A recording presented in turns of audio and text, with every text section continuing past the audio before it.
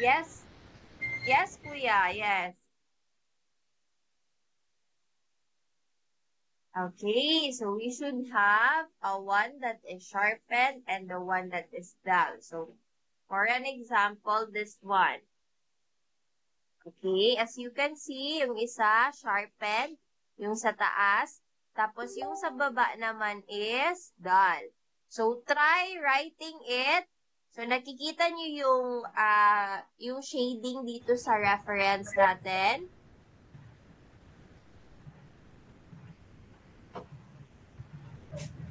Yung parang ganito po. Okay, so kindly do that in your paper, okay? Okay, kindly shade the sharp one and the dull one. Yes, Ate Margo? I don't know, I have some dog. What? I don't know how I some dog.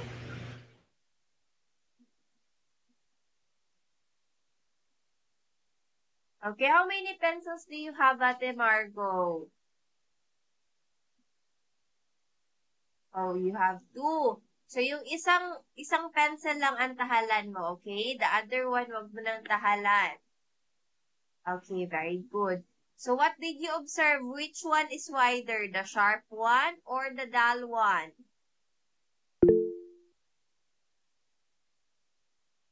Yes, Kuya Julian? Doll. The, the dull one is wider. What about the sharper? Yes, Kuya Julian? Sharp. Of course, the sharp. Okay, so as we can see, if we want to have thin lines, we're gonna use a sharp pencil. But if we're gonna shade, we're gonna use a dull pencil, which means we're not gonna sharpen it, okay? Okay, and then the third one is the side of the graphite. Okay? So, look at teacher's pencil, okay? Instead of holding it like this, you're gonna hold your pencil like this. Okay? Hold it like this so that the side, yes, just like that. Para yung side ng ating graphite, yun yung mag-shade sa ating paper. Okay, why don't you try it?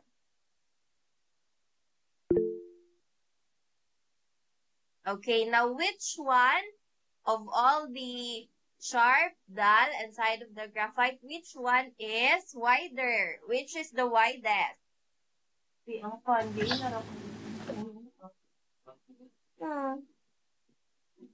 Yes, Kuya Julian? Side of graphite. Okay, very good. The side of graphite is the widest. Okay, so if we're gonna do shading, it's much better to use the side of the graphite. Teacher, Yes, pwede Kuya? po ba yung ganito? Yes, Kuya. That's all right. We're just testing the parang a Thank you texture po. and kung, okay, you're welcome. Okay.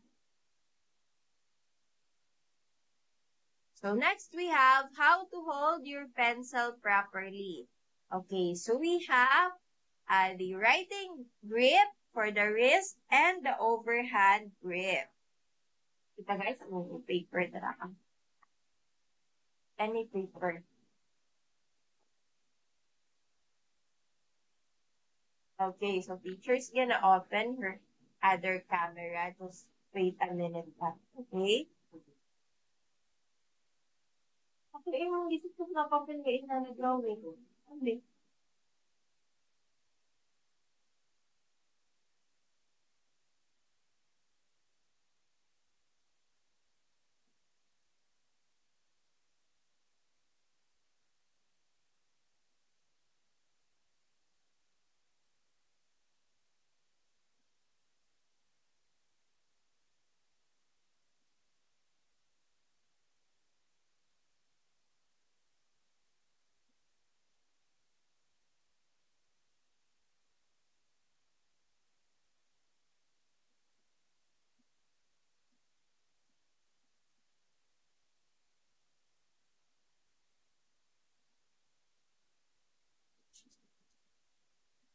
Okay, can you see teacher's other camera now? Ay, wait lang, hindi siya No. naka-ano. Okay. So, Opo. okay, very good. No. Okay, Kuya Julia, napin na ito ni teacher. I can see a teacher. I can see one.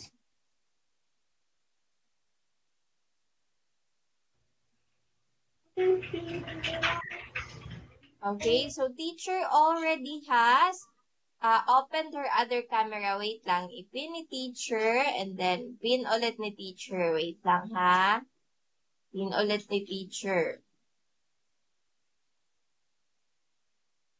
Okay, so now it's pinned again so that everyone can see it. I see it po. Okay, very good. Okay, so for the writing grip, you're gonna hold your hand just like this. Okay? So let's do some shading. Pwede yan i-maximize? Dapat ganun. This teacher. Yes, Ate Margo? Like this teacher. Okay, yes, just like that. Okay, so this is the writing grip, okay? So when you do a writing grip just like this one, so you're gonna have a short, parang short lang yung lines na magagawa mo. So for the overhand grip, you're gonna hold your pencil just like this one, okay? And then by that, you can now draw longer strokes of lines. Okay? Just like this one. So for example, when you're making a hair or you're making a long straight line. Okay? So you can use the overhand grip for this one. Okay? But for short lines, you can use the writing grip. Okay? Yes, Ate Margo?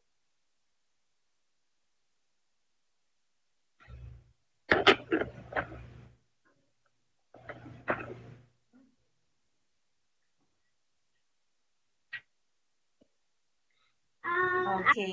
I will draw Mama.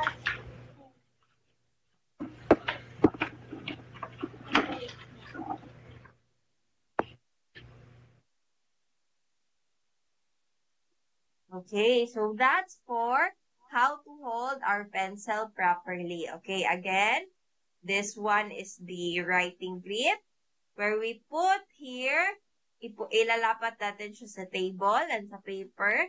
And for the overhand grip, we're gonna do it like this. Okay? So, hindi siya naka-attach sa table yung ating hands. Okay?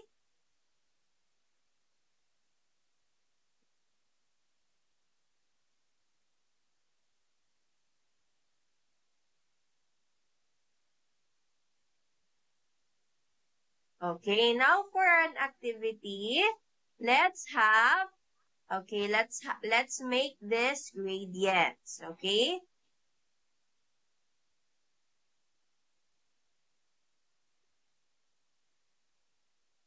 Okay, so balik ni teacher yung screen ni teacher. Okay, let's do that activity here. Okay, dito na lang sa taas na lang siya. Yes, Kuya Joel? What happens if you're left-handed? Okay, you're just gonna do it using your left hand.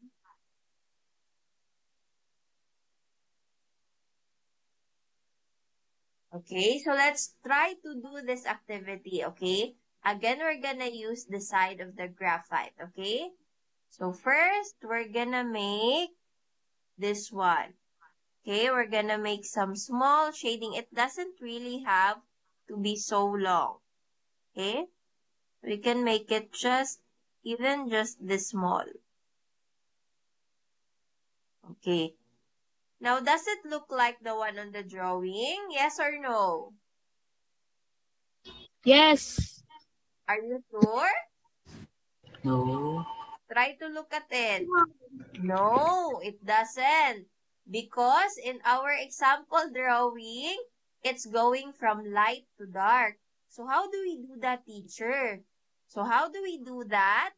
So we can blur out here. Okay, para maging light to dark siya. Okay? So blur out natin yun siya dyan. Okay, so yung sa unahan natin, it's now going from light to dark. Okay, but what about the remaining part? So, hindi pa man siya super dark. So, what we're gonna do, we're just gonna add more shading here, dito sa hulihan, para it would look like it's going from light to dark. Okay? Gawin lang natin ganyan, and then yung pinaka-last talaga, it should be really dark. Okay? And now, does it look like the one in our reference in our presentation? Is it now going from light to dark? Yes or no? Yes. Okay, very good. Yes. Okay. So, what we're gonna do, i-blur out natin dito by using our hands or a smudging tool. So, it's okay if your hands would darken, just like this one, okay? And then dito sa hulihan, you add more shading, okay? So, teacher will give you until 10 a.m. to do that activity, okay?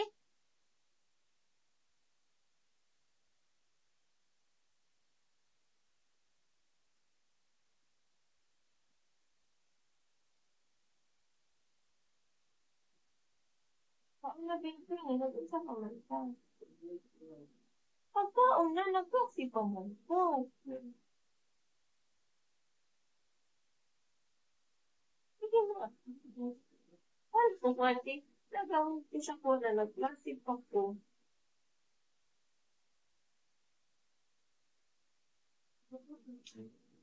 Ay,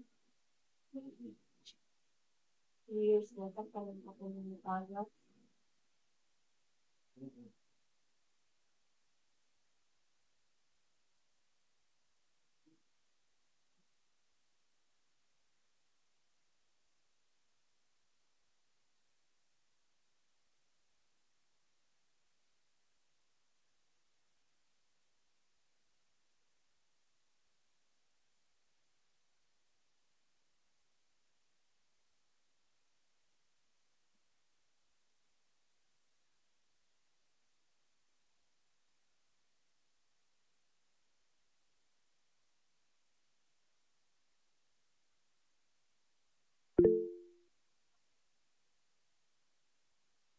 Okay, so once you're done, mag-comment lang kayo dito sa ating in-call messages, okay? And then we'll just wait for your classmates until 10 a.m., okay?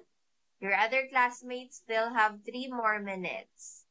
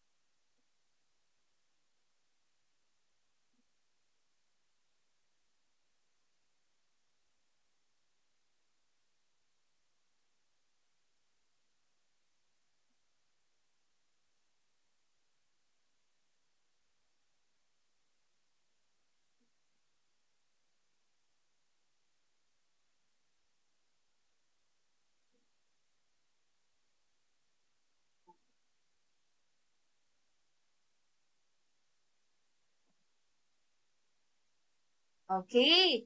So, lagpas na pala ng 1 minute. Okay. Sorry. So, ano lang si teacher kasi you have some classmates na hindi pala nakikita yung yung nasa presentation. Okay. So, now, kindly open your cameras and show teacher what you draw. Okay. Teacher's gonna take a picture now. Okay? Okay, everybody? Open your camera. Teacher's gonna take a picture.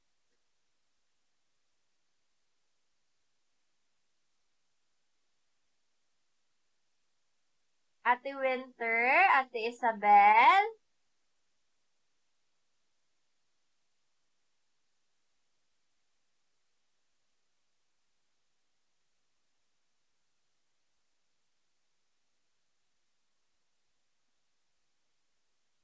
Can you please open? Okay. How about Ate Isabel? Okay, so let's take a picture na lang. Baka nag-CR pa si Ate Isabel. Okay, one. Ate Gia. Okay. 1, 2, 3. Smile. Okay, very good. So now get your 3D house assignment. So teacher's also gonna take a picture of you holding it. Okay? So kindly get those.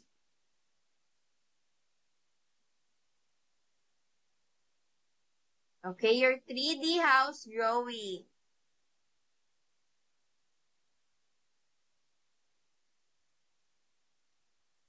Okay, Ate Yelena and Ate Isabel.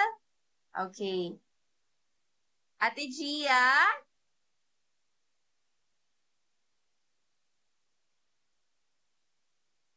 Okay, Kuya Lucas, Ate Gianna. Where was your assignment kanina?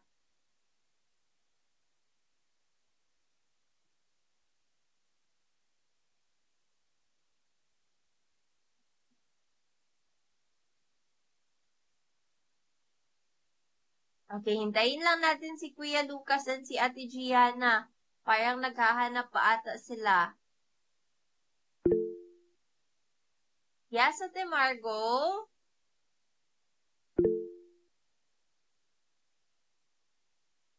Oh, okay. It's okay, Ate Isabel. It's okay. Yeah, teacher can see both of you naman. Yeah, teacher can see both of you.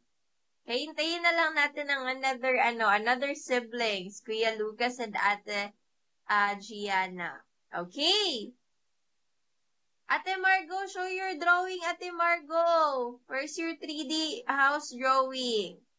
Okay. 1, 1, 2, 3, smile.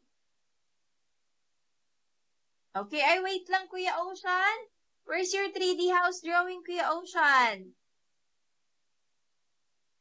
Okay, ulit, one more time. Everybody?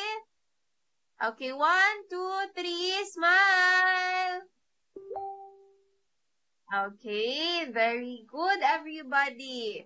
Okay, now you may have your break time muna until 10:20 a.m. Okay?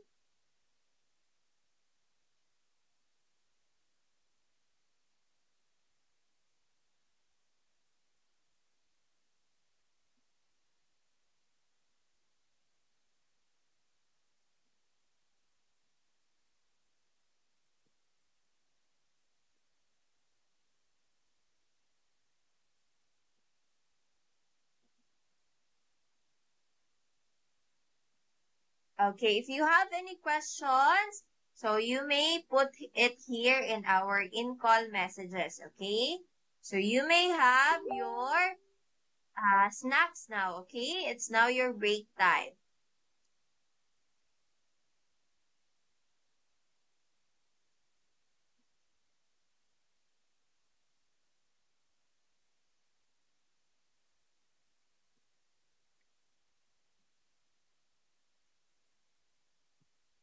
Mamaya na ako magkain, bebe, ha? Pagkatapos ng bukas. Wala, asa ito mabili? Naghatag.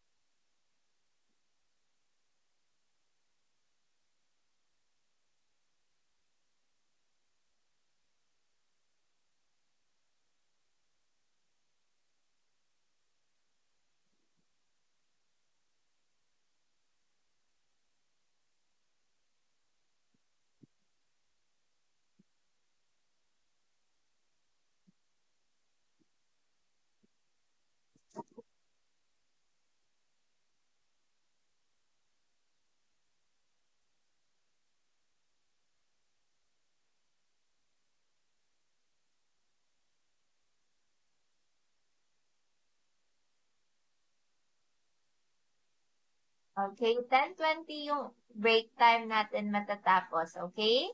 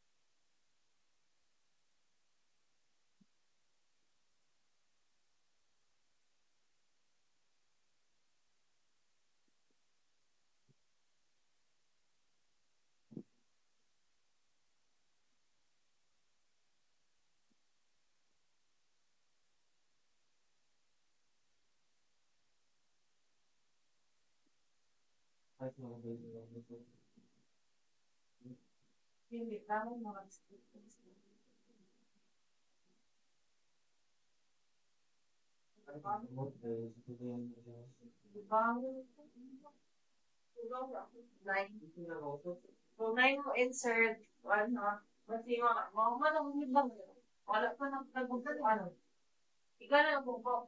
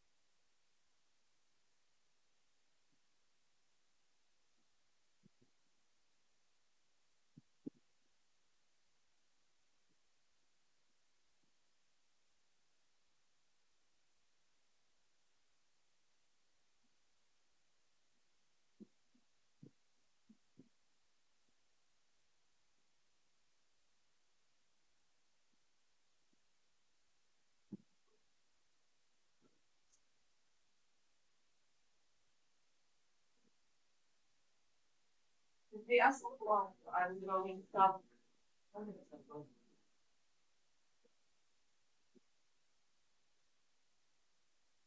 Yung collector. Good naman naman. I thanks. Thanks you so much. Okay, it is now 10:20 a.m. So let's now continue our class, okay? Okay, so why is shading important? Who wants to read the following? Okay, yes, Ate Hani? Why is shading important? Shading can be used to create the illusion of depth and volume in drawings. It can also be used to create the illusion of texture and add realism to the drawing. Okay, thank you for that, Ate Hani. Okay, so shading is important now because it will create the illusion of depth and volume in drawing. So it can also be used to create the illusion of texture and para maging realistic ang ating drawings.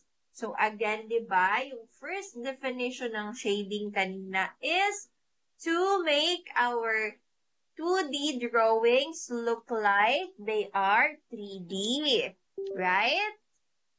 Okay. So this one. So which one do you think is better? The one on the right or the one on the left? Okay. Yes, Kuya Joel? The one on the right, Why do you like the one on the right? it's shading. Okay, it's shading. Okay, what else? What about Ate Alexandra, Ate Megan? It looks more realistic. Okay, asan dyan ang looks realistic? The one on the right or the one on the left? Right. The one on the right. What else? Why does it look realistic? Yes, Ate Jared? It looks realistic because it has shadows. Okay, it has shadows. Okay, what about Ate Hani? The one on the right, because it has more depth, volume, texture, and realistic. Okay, very good. So the one on the right, it really looks like an egg, right? But the one on the left, para siyang, it looks like something na you have to color pa, right? Parang kukulayan mo pa yung egg na illustration, right? Okay, so that's why the one on the right is much better. Okay, just wait a minute. Yes, Ate Margo?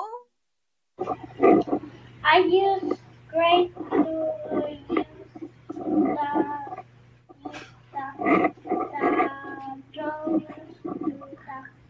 drawing to the cut like the other side. Okay. Okay, thanks for sharing, Ate Margo. Okay, so here are the types of shading that we have. Okay? So the type of shadings that we have. So first we have this.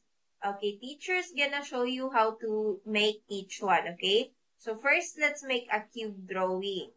Okay? So we're just gonna make a square. And then, so, hayaan nyo na hindi masyado, hindi masyado straight yan. So, dito na lang idodrawing ni teacher kasi kapag nag-o-open si teacher ng other camera, some of your classmates can't see it. Okay? So, gawa tayo ng cube. Okay, cube yung example natin. Okay? Okay, so for the hatching part, it's just one direction of slanting or straight lines. Okay? Isang direction lang siya.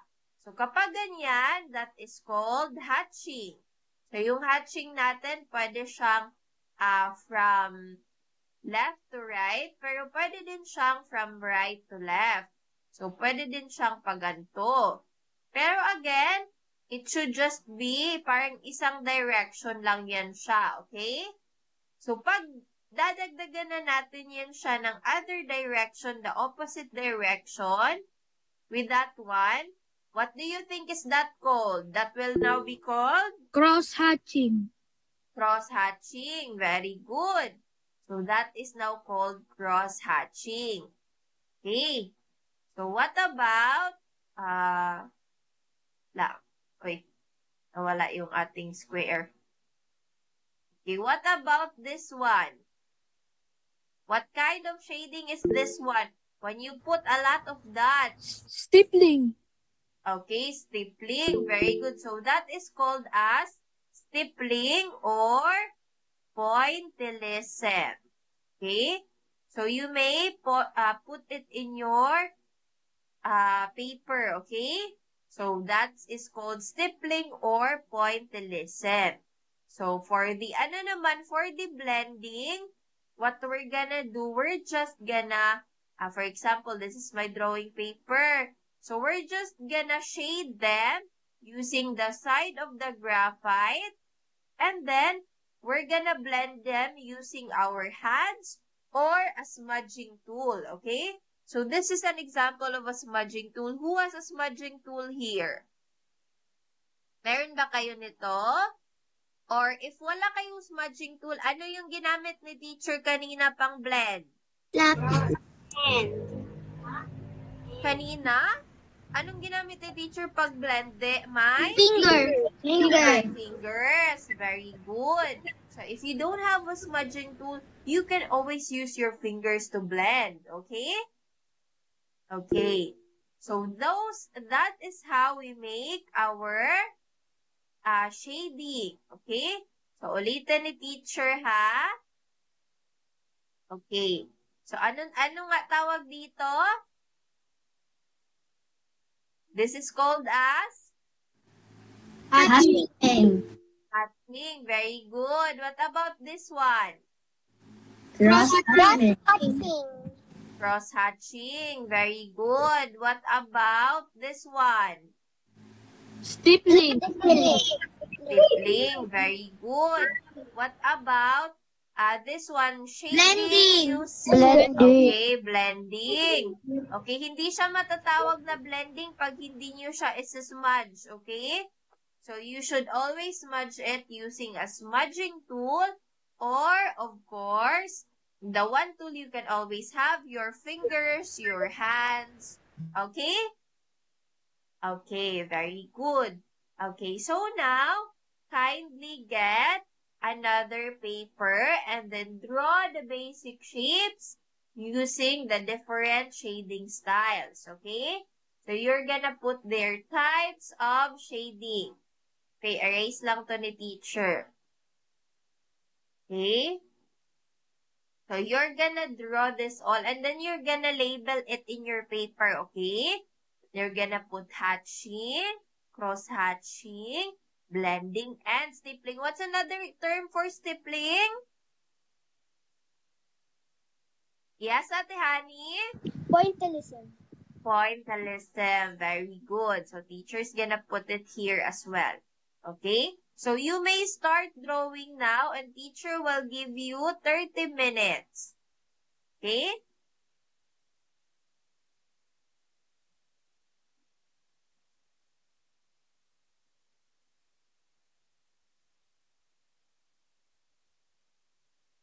Okay, do you have questions? Okay, let's start with Kuya Julian. Do you have questions, Kuya Julian? Can we use cotton buds for shadings? Yes. When shading, you can use either a smudging tool. Okay, listen to teacher first. Okay? So, gagamit tayo sa hatching. Hindi tayo gagamit nito sa blending lang. Okay? So, the things we can use to blend is first, a smudging tool, our fingers, our hands, a cotton, a tissue, or a cotton buds. Okay? Okay. Okay. So, what about Kuya Sean? Gagawan ko lahat, What? gagawan ko lahat po ng shapes, Yes, basic shapes kuya. po, We're tapos gonna... gagawin ko lahat ng, i-copy lang Yes, po ito kuya. lahat. Yes, where you're just gonna copy it, okay? So teacher already showed you how to do it, but if you think you can finish it for 30 minutes, you may just pick one shape and then do the hatching, cross-hatching, blending, and stippling, okay? So as long as in 30 minutes, you can finish it, okay? Okay, so next we have Ate Alexandra. What are we supposed to do?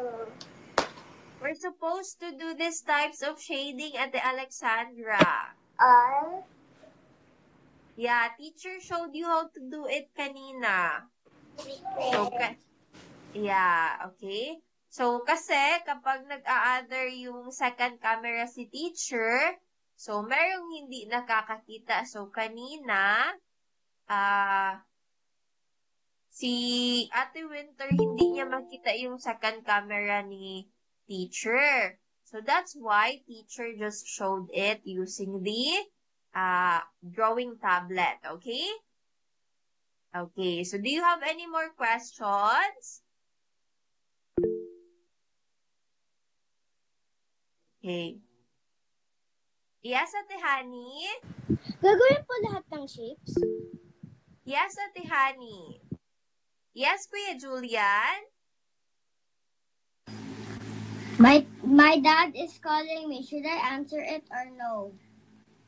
Okay, you may answer your dad and then you can just come back to class later after your call, okay? Kasi baka it's an emergency or maybe your dad has some instructions to give to you, okay? Okay po, teacher. Okay. Okay, what else? Okay, if not, so if you have any more, okay, yes, Ate Margot? Mine, I'm gonna, I will ask my dad help me. I'm gonna how to do it. I call my dad and my dad help me to do it. What, Ate? Okay, yeah, very good. That's hatching. That's the first one. That's hatching. Very good. Okay. Yes, Ate Jaren? Teacher, pwede po paulit po kung paano gawin yung cube? Nahihirapan ako. Oh, okay. Okay, it's alright. Okay, so first, we're gonna make a square. Ay, wait lang.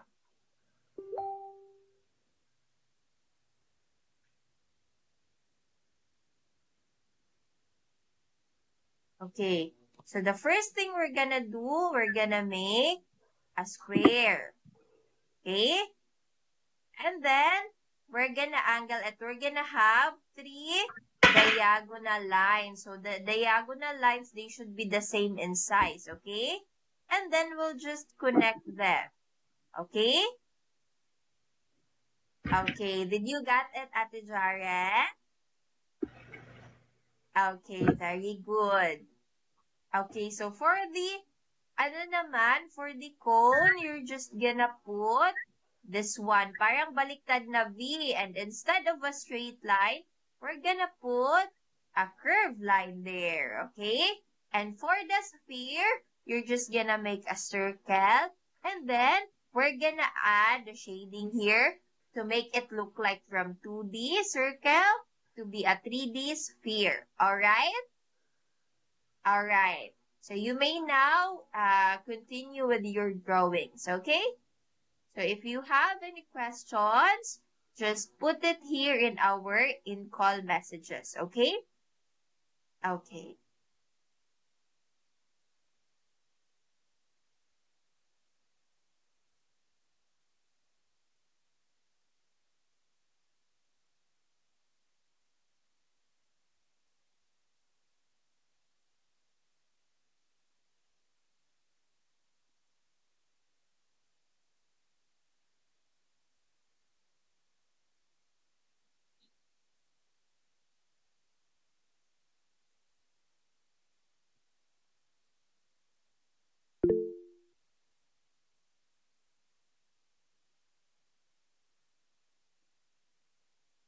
Kuya Jael, patingin Kuya Jael. Yes, Kuya Jael. Very good.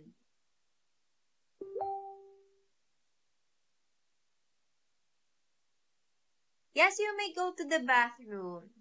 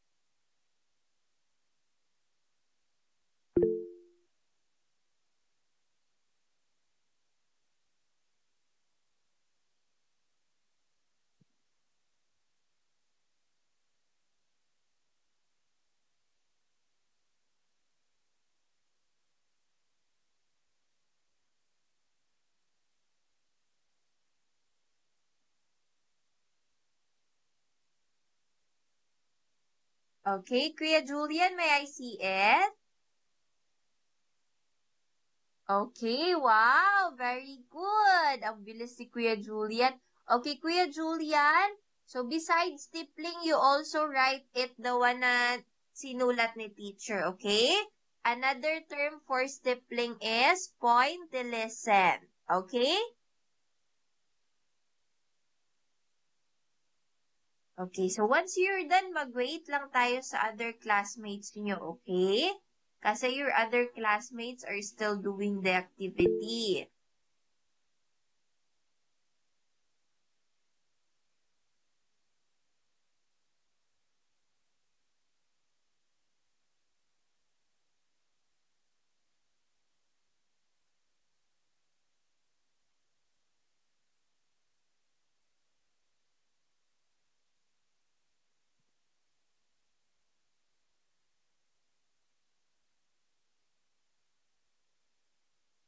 Okay, you may use your ruler in doing the shapes, okay? In doing the cube and the cone. Okay, you may also use yung parang protractor or yung parang ruler na may circle-circle, okay? You may also use them for your sphere. Okay, yes, you may go to the bathroom, Kuya Julian.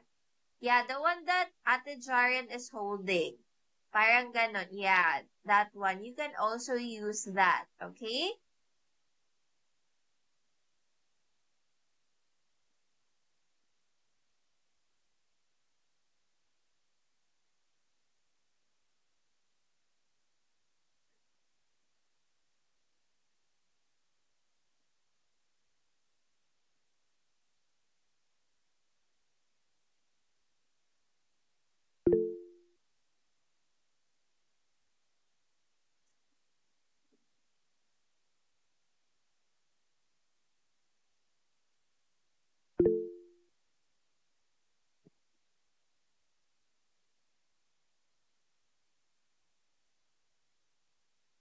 Okay, yes, Ate Cassidy. Kakabalik mo lang pala sa Google Meet. Okay, nakaabot ka ba kanina where teacher was telling how to do the types of shading or hindi? Hindi, okay. The teacher will just show it again, okay? Okay. So, what you're gonna do now is you're gonna do the types of shading. Okay, so you're gonna do all of this. Okay, so the types of shading we have four: hatching, cross-hatching, blending, and stippling. Okay, let's start with how to make the 3D cube. Okay, so first, we're gonna make a square.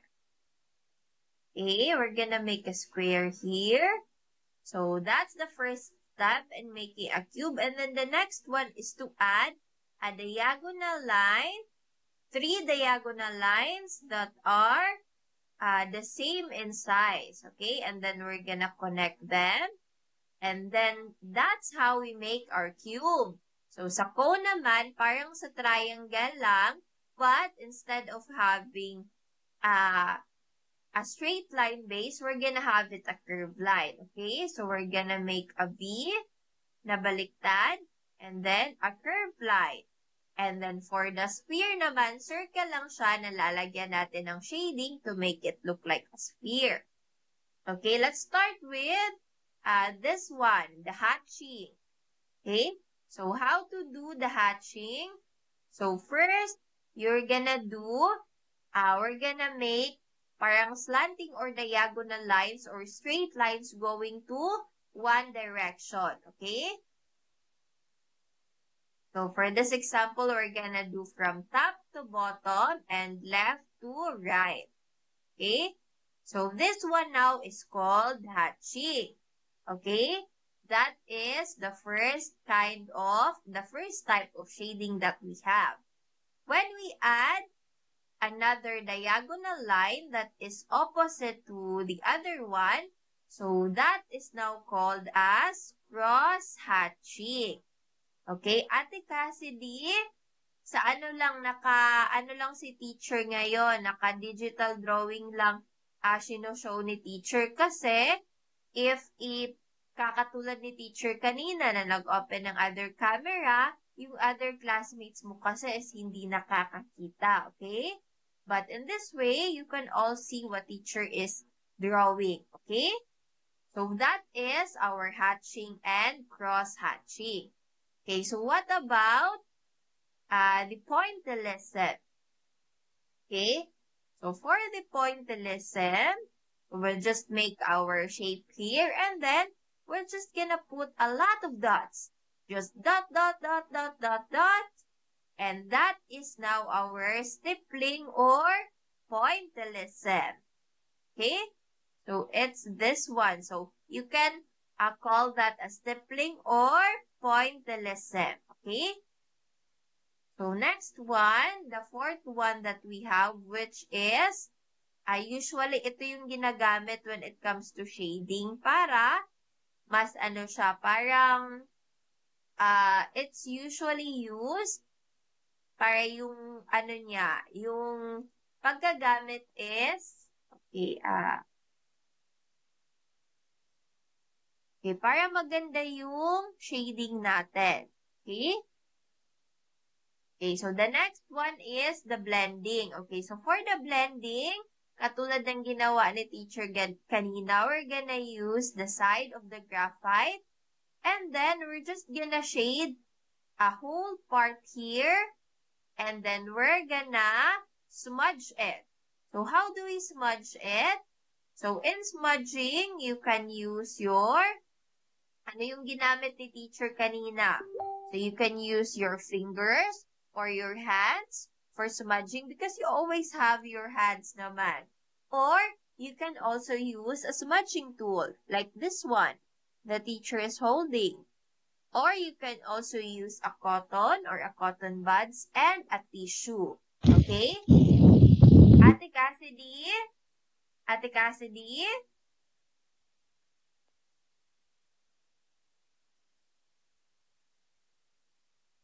Teacher. Okay, Ate Cassidy, did you get them na? Okay, very good. Okay, yes, Kuya Elijah, what is it? May go to the bathroom. Yeah, you may go to the bathroom, Kuya.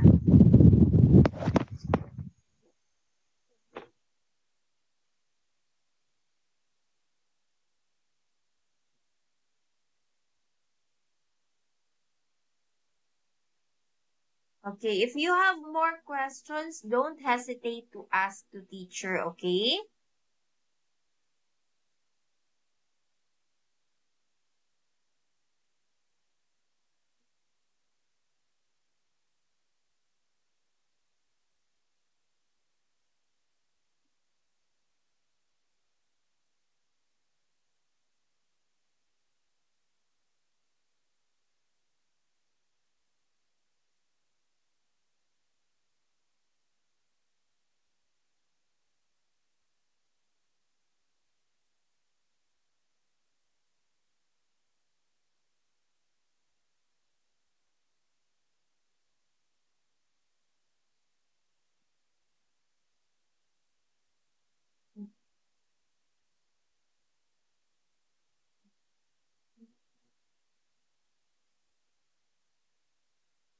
Okay, so one of our staff in the art venture is observing you right now pala. Okay, so you behave, okay? So what are we gonna say? We greet our observer. So our observer is Miss Maddie. Okay, you say, good morning, Miss Maddie. Good morning. Morning, Miss Maggie. Okay, Morning very po. good. Okay, so good morning din daw, sabi ni Miss Maddie. Okay? So you may now continue your activities, okay?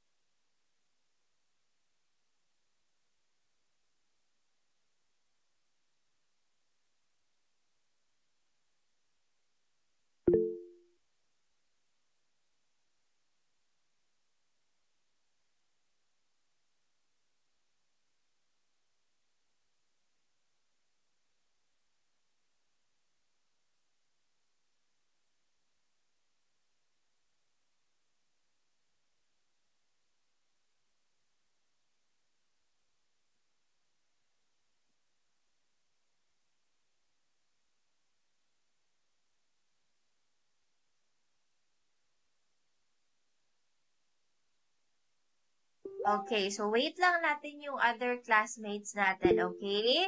Kasi some of your classmates are still drawing pa. So, by the way, Ate Cassidy, since parang onti na lang yung time mo mag-draw, you may choose one shape in each na lang, okay? As long as gawan mo lahat ng apat, a blending, hatching, cross-hatching, and stippling, okay? Okay, very good. Yes, Ate Margo? I have no space for this. I have no space. Okay, very good. Okay, tama man. Okay, if you don't have space in there na, you may continue on the next page, ate, okay?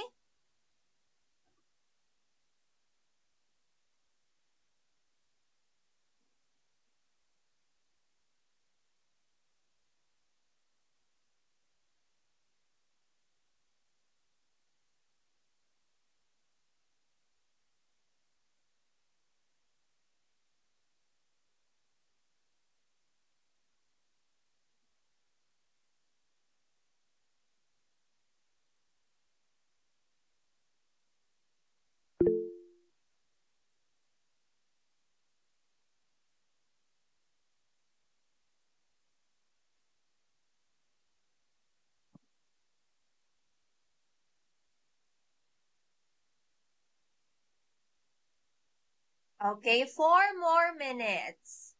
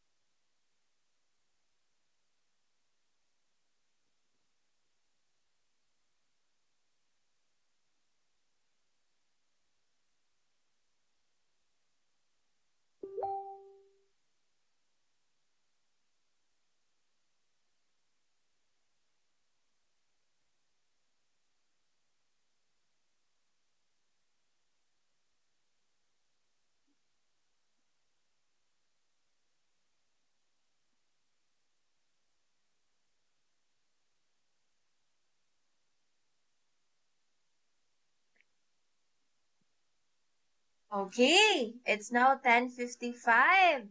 Okay. Uh, it's definitely fine at the giant. Let me see. Okay, that looks good at the Jaren. It's not bad. Okay, so kindly show your drawings, everyone. Okay, so teacher's now gonna take some pictures. Wow, very good. Okay, so everybody open your cameras now. Ate Jamie.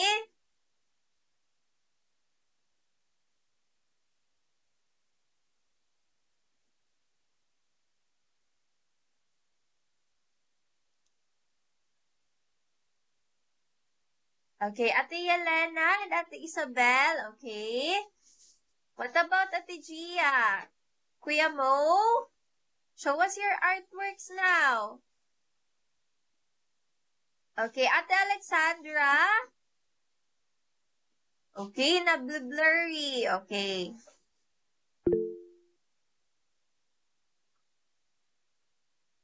Okay, so maybe there's something wrong with your camera at the moment.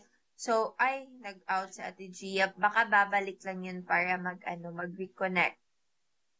Okay, how about now, Ate Gia? Can you open your camera now? If you still can't open your camera, so you can just send it later sa ating group chat, okay?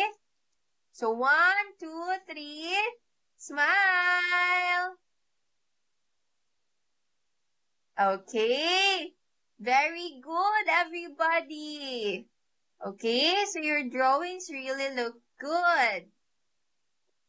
Okay, so wait lang ha. Okay, so again, what are the 4 types of our shading? We have the hatching, Hatching, cross-hatching, stippling, and blending. blending. Okay, very good, everybody. Okay, so for your assignment naman, so this is what you're gonna do.